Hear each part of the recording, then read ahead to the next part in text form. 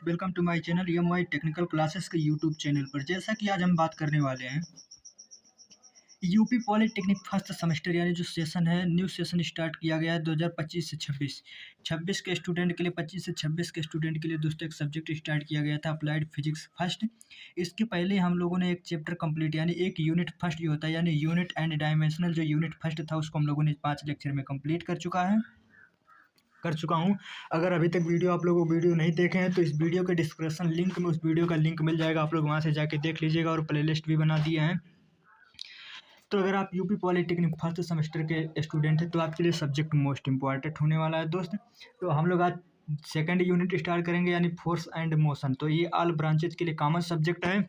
तो चलिए बिना देरी किए हुए, तो अगर आप चैनल पर नए हैं तो प्लीज़ चैनल को सब्सक्राइब कर लीजिए और बेल आइकन का बटन जरूर दबाइएगा, जिससे कि हमारा आने वाला नेक्स्ट वीडियो का नोटिफिकेशन आप तक तुरंत पहुँचे। तो चलिए अब स्टार्ट करते हैं वीडियो को बिना देरी किए हुए। तो यूपी पॉली जैसे फर्स्ट सेमेस्टर अप्लाइड फिजिक्स, ठीक है। तो दोस्तों यानी सिलेबस के बारे में हम लोगों ने तो डिस्कशन कर लिया था, लेकिन से थोड़ा टेक्निकल इश्यू की वजह से कल वीडियो थोड़ा अधिक था, इसलिए आज पूरा बेसिक से फिर से बता रहा हूँ शुरू से। तो जैसा कि जल्दी मैं थोड़ा एक बार रिवीजन सब करवा दे रहा हूँ पिछला वाला। तो जैसे बात करते हैं यानी अदिश राशि क्या होता है। अदिश राशि यानी स्केलर क्वांटिटी क्या होता है। तो अदिश राशियाँ क्या होती है। तो अदिश राशियाँ जो होता है जिन भौतिक राशि यानी जिन राशियों को पूर्ण रूप से व्यक्त करने के लिए परिमाण यानी मैग्नीट्यूड की आवश्यकता होती है, दिशा यानी डायरेक्शन की आवश्यकता नहीं होती है, वही अदिश राशियाँ कहलाता है, ठीक है। जैसे इसका एग्जाम्पल हो गया द्रव्यमान हो गया, समय हो गया, उसके बाद दूरी हो गया, चाल हो गया, लंबाई हो गया, कार्य, ऊर्जा, क्षेत्रफल, आयतन, तापमान, ऊष्मागतिकी एक्सेट्रा इसके जो होते एग्जाम्पल हो गए। उम्मीद करता हूँ ये आप लोग को समझ में आ गया होगा। तो चलिए अब आगे बढ़ते हैं। जैसे कि इसका एग्जाम्पल भी देख ले रहे हैं दोस्तों। जैसे कि स्पीड यानी गाड़ी जो है इस चल रही है, यानी ये तो चल तो रही है लेकिन से इसमें ये नहीं पता चल रहा है कि किस डायरेक्शन में जा रही है, ठीक है। तो इसका एग्जाम्पल ये हो गया, मास हो गया जैसे द्रव्यमान, इसमें सिर्फ ओजन है, ठीक है, ये हो गया। और जैसे एक घड़ी, ये वैक्यूम हो गया, वॉल्यूम, ठीक है। आगे बात करता हूँ आगे दूसरा जो हम लोग का है सदिश राशि, यानी सदिश राशियाँ क्या होती है। तो यानी वेक्टर क्वांटिटी क्या होता है। तो वेक्टर क्वांटिटी क्या होता है तो इसको भी समझ लेते हैं जल्दी से। तो यानी वेक्टर क्वांटिटी जो होता है यानी जिन राशियों को पूर्ण रूप से व्यक्त करने के लिए परिमाण के साथ साथ दिशा यानी डायरेक्शन को बताने की भी आवश्यकता होती है, वही सदिश राशियाँ कहलाता है। जैसे कि इसका एग्जाम्पल कुछ देख लेते हैं। जैसे वेट यानी भार हो गया, फोर्स हो गया, वेग हो गया, त्वरण, विस्थापन और टेंशन यानी तनाव हो गया, और संपीड़न यानी कंप्रेशन एक्सेट्रा, ठीक है। ये जो होता है वेक्टर क्वांटिटी का एग्जाम्पल होता है। इसका भी एक डायग्राम देख लेते हैं। जैसे कि ये गाड़ी है, ये गाड़ी जो चल रही है स्पीड में चल रही है, फिर डायरेक्शन की बता रही है यानी इस डायरेक्शन में जा रही है। तो यानी सदिश राशि होता है, इसमें परिमाण के साथ साथ दोस्तों डायरेक्शन भी आवश्यकता होती है, दोनों होता है। जैसे कि ये मास या जैसे सेब है, सेब को हम लोग वजन कर रहे हैं तो सेब यहाँ रखा है तो देख रहे हैं, लेकिन से इसका वेट भी डायरेक्शन भी दिखा रहा है, ठीक है। उम्मीद करता हूँ ये भी आप लोग को समझ में आ गया होगा। तो चलिए दोस्तों इससे आगे स्टार्ट करते हैं। तो यानी इसके आगे जो होता है जब बात करते हैं यानी सदिशों का जो होता है निरूपण क्या होता है। यानी सदिशों का निरूपण जो होता है भैया दोस्तों यानी रिस्पॉन्सेशन जो होता है ऑफ वेक्टर। यानी सदिशों का निरूपण क्या होता है। तो इसमें जो होता है सदिशों का जो होता है यानी सदिशों का सामान्यता जो होता है तीर यानी एरो की जो होता है निशान से, यानी तीर जो होता है यानी एरो के निशान से जो होता है इसे डिनोट करते हैं, एरो के द्वारा प्रदर्शित किया जाता है, ठीक है। जैसे इसका एग्जांपल, जैसे इसका इंग्लिश में डेफिनेशन देख ले रहे हैं। यानी ए वेक्टर क्वांटिटी, यानी ये वेक्टर क्वांटिटी जो होता है इज यूजुअल जो होता है जो होता है रिप्रेजेंटेड बाय एनी एरो। यानी इसमें जो होता है सदिश को जो होता है सदिश राशि को सम्मानिता एक तीर यानी एरो के द्वारा दर्शाया जाता है, ठीक है। जैसे लंबाई, अगर हम लोगों को लेंथ को दर्शाना हो लंबाई, तो इसमें दोस्तों ऐसे लंबाई प्लस परिमाण यानी मैग्नीट्यूड को भी दर्शाते हैं तीर के द्वारा, ठीक है। ये लंबाई हो गया और उसके बाद ये जो तीर लगा दिया यानी डायरेक्शन इसका हो गया। आगे बात करते हैं तीर, यानी जो होता है तीर की दिशा यानी डायरेक्शन एरो होता है। जैसे सदिशों का जो होता है दिशा अगर हमको दिखाना हो तो जैसे तीर हो गया, इसकी दिशा दिखा दी, इस तरफ दिशा दिया इधर से, ठीक है। आगे बात करता हूँ तीर का सिरा यानी एरो जो हेड होता है, यानी जो होता है दिशा और जो होता है उसको इशारा करता है, ठीक है, दिशा की ओर इशारा करता है। उसके बाद जो होता है अगला तीर का पिछला हिस्सा है यानी टेल जो होता है टेल ऑफ एरो यानी प्रारंभिक बिंदु, यानी जो होता है यानी ये मिनट बना दे रहे हैं, यानी जो होता है जैसे कि ये तीर है तो इसका जो होता है प्रारंभिक हिस्सा यानी ये टेल पॉइंट होता है और इसका हेड होता है, ठीक है दोस्तों। ये भी उम्मीद करता हूँ आप लोग को समझ में आ गया होगा। तो चलिए अब आगे देख लीजिए एग्जाम्पल देखिए। जैसे कि ये जो तीर है हम लोगों का, ये जो तीर बना हुआ है, यानी ये तीर जो है ये तीर है, तो इसका जो ये वाला पॉइंट होता है ये जो होता है इसे टेल कहते हैं यानी पिछला होता है, और इसे हेड यानी ये जो सिरा होता है इसे हेड सिरा कहते हैं, ठीक है। और ये बीच में यानी डायरेक्शन हो गया, यानी ये जो एरो दिख रहा है ये एरो हम लोग को दिशा भी दिखा रहा है कि इस तरफ से इसके मूव कर रहे हैं, और इसकी जो होता है इसी को जो होता है इसकी जो लंबाई होती है इसी को मैग्नीट्यूड यानी परिमाण कहते हैं। ठीक है, उम्मीद करता हूँ ये भी आप लोग को समझ में आ गया होगा। तो चलिए अब आगे बढ़ते हैं। आगे बात करते हैं दोस्तों कि आगे जो होता है सदिशों का योग जो होता है, यानी सदिश राशियों जो होता है, सदिश राशियों का योग यानी एडिशनल जो होता है, एडिशन ऑफ वेक्टर क्वांटिटी क्या होता है, यानी सदिश राशियों का योग क्या होता है। तो सदिश राशियों का योग जो होता है, यानी सदिश राशियों का योग उनके परिमाण के साथ साथ दिशाओं पर भी आधारित होता है, वही कहलाता है। ठीक है, सदिशों का योग यानी सदिश जो होता है, सदिश राशियों का योग जो होता है उनके परिमाण यानी मैग्नीट्यूड के साथ साथ यानी दिशा यानी डायरेक्शन पर आधारित होता है, उसी को हम लोग कहते हैं सदिश राशियों का योग।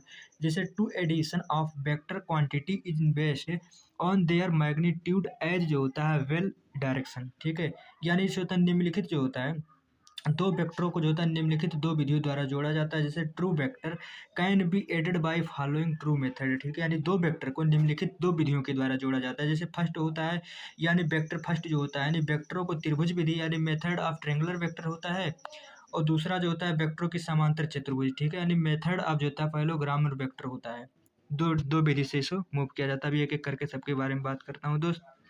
तो जैसे कि हम लोग फर्स्ट बात करते हैं यानी वेक्टर के जो होता है त्रिभुज, यानी वेक्टर जो होता है वेक्टर के त्रिभुज विधि यानी method of triangle of vector. ठीक है, इसमें वेक्टर को जो होता है दो यानी दो वेक्टर को जोड़ने की त्रिभुज विधि चित्र में समझाई गई है, जिसमें माना जाता है कि वेक्टर ए जो होता है यानी जो ये वेक्टर ये होता है और ये वेक्टर बी होता है। ठीक है, यानी वेक्टर ए और वेक्टर बी को जिन्हें जोड़ा जाता है उसी को जो होता है परिमाणी जो होता है इसी को हम लोग को कहते हैं वेक्टर मेथड या ट्रायंगल मेथड। ठीक है, तो यानी इसका जो होता है इसी को कहते हैं जैसे R equal to vector R बराबर जो होता है यानी vector A plus vector B होता है। ठीक है, इसका जो होता है हम लोग का जो फार्मूला निकलता है, और इसका बीच में जो कोण होता है थीटा होता है, ये जो होता है इसका जो तीर वाला यानी ये हेड पॉइंट होता है और ये जो होता है टेल पॉइंट होता है। ठीक है, ये अल्फा का कोण बनाता है। तो यानी इसका इंग्लिश में डिफिनेशन इसका देख ले रहे हैं। तो इंग्लिश में इसका डिफिनेशन जो होता है यानी द ट्रेंगुलर जो होता है method of adding two vector is expand the figure let there be two vector. जैसे वेक्टर ये जो वेक्टर ए हो गया और vector B which are to be added. ठीक है, तो यानी आर इजकल टू जो होता है इसका जो परमाणु हो जाएगा आर इजकल टू हो जाएगा vector A plus vector B हो जाता है। ठीक है, उम्मीद करता हूँ ये भी आप लोग को समझ में आ गया होगा दोस्तों। चलिए अब आगे स्टार्ट करते हैं अगला नेक्स्ट क्वेश्चन। और जो होता है इसीलिए जो होता है इसीलिए इसके जो होता है इसीलिए सबसे पहले वेक्टर ए को जो होता है वेक्टर ओ को खींचा जाता है, फिर वेक्टर ए के जो होता है एरो को हेड जो होता है उसके जो प्रारंभिक कारक होते हैं उसे वेक्टर बी से खींचा जाता है। जैसे कि पहले वेक्टर हम लोग जैसे कि वेक्टर पहले ए खींच दिए हैं। ठीक है, जैसे कि यह है हम लोगों का वेक्टर ए, उसके बाद इसी का जो हेड पॉइंट होता है इसी से खींचते हैं वेक्टर बी। ठीक है, उसके बाद यहाँ से खींचते हैं वेक्टर बी, यही इसमें लिखा गया है कि यानी इसीलिए जो होता है सबसे पहले हम लोग जो होता है वेक्टर ए को खींचते हैं, उसके बाद वेक्टर ए का एरो जो हेड होता है यानी एक का इसका हेड जो होता है उसे प्रारंभिक वेक्टर यानी वहीं से फिर बी को खींचते हैं। ठीक है, यानी इंग्लिश में देख लेते हैं। For this first be draw vector A जो होता है देन स्टार्टिंग जो होता है starting from the arrow head of vector A जो होता है ड्रॉ वेक्टर बी, यानी अंत में जो होता है अंत में एक वेक्टर आर जो होता है अंत में जो होता है अंत में एक ऐसा वेक्टर आता है जिसे आर खींचते हैं। जैसे कि दोस्तों हम लोगों ने पहले वेक्टर ये खींच दिया, उसके बाद फिर वेक्टर हम लोगों ने बी खींच दिया। ठीक है, उसके बाद अंततः जो उसको मेरे को मैग्नीट्यूड दिखाना होता है तो वेक्टर हम लोग आर खींचते हैं। ठीक है, उम्मीद करता हूँ ये भी आप लोग को समझ में आ गया कि अंततः जो होता है यानी अंत में जो होता है अंत में एक ऐसा वेक्टर आता है आर खींचते हैं जो प्रारंभिक सिरा जो होता है प्रारंभिक सिरा से होकर जो होता है आरंभ होकर वेक्टर बी एरो हेड तक समाप्त होता है, यानी फाइनल ड्रॉ जो होता है a vector R this state जो होता है start from the starting point A end जो होता है end at arrow head of vector होता है। अगला पॉइंट इसी का होता है यानी वेक्टर आर जो होता है और वेक्टर ए और बी का जो होता है योग होता है, यानी आर बराबर जो होता है वेक्टर आर बराबर vector A plus vector B का होता है ये योग होता है, इसी को हम लोग कहते हैं त्रिभुज का नियम। ठीक है दोस्तों, तो ये फार्मूला बहुत मोस्ट इंपॉर्टेंट है, आप लोग इसको फार्मूला को जरूर नोट कर लीजिएगा कि vector R equal to vector A plus vector B होता है। अब आगे बात करते हैं दोस्तों दूसरा।